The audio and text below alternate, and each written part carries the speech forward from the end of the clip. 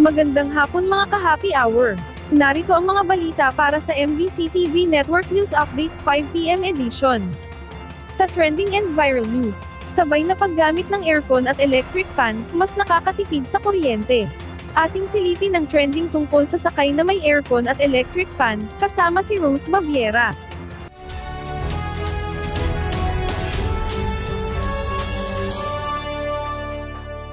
Sa pagpasok ng summer season, bukod sa mga paraan para maibsan ang init, isa rin sa mga iniintindi ng marami ay ang paraan para makatipid sa kuryente, sa kabila ng kaliwat ka ng appliances na pampalamig na nakabukas halos buong araw. Nito nga lang Marso, tumaas ang konsumo ng kuryente ng mga taga-Luzon bago pa man opisyal na ideklara ang tag-init.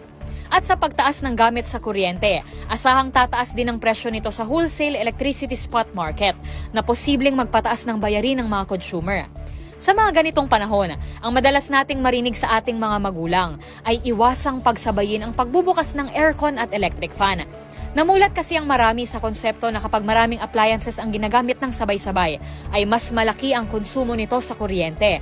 Ngunit, hindi naman pala kailangang magtiis at mangamba sa bayarin. Ayon kasi sa isang pag-aaral ng University of California, Berkeley, ang hybrid cooling o yung paggamit ng electric fan kasabay ng aircon na nakaset sa temperatura na mas mataas ng kaunti ay nakakabawas ng 30% sa kabuuang energy consumption. Isinagawa ang pag-aaral sa pagsusuri ng dalawang setup.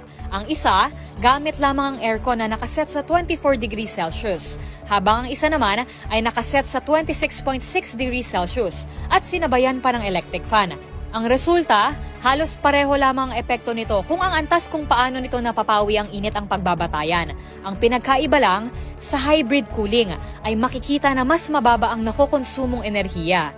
Ibig sabihin, mas mababa ang singil at bayarin. Dagdag pa rito, malaki ang ambag ng air movement sa buong karanasan ng isang individual sa paggamit ng hybrid cooling. Nakakatulong kasi ang ventilador sa pagpapabilis ng sweat evaporation at mabilis itong nakakapaghatid ng ginhawa sa mga taong galing sa initan.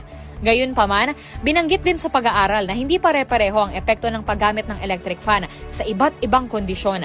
Epektibo ito bilang cooling equipment sa mainit at malumigmig na klima na may temperatura hanggang 38 degrees Celsius.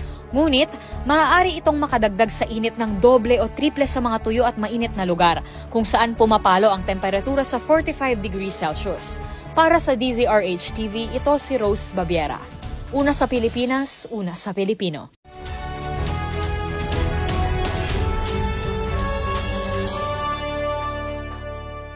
Samantala, Semana Santa, isang paalala na maglingkod ng may katapatan empatiya. Binigyang diin ni House Speaker Ferdinand Martin Romualdez na ang simbolo ng Holy Week o Semana Santa ay isang paalala para sa lahat ng mga Katoliko, partikular sa mga kawani ng pamahalaan na maglingkod ng may katapatan, integridad at habag, at pagtuunan ng pansin ang mga nangangailangan ng tulong. Hinikayat din ni Speaker Romualdez ang mga Pilipino na pagnilayan ang buhay ni Hesukristo.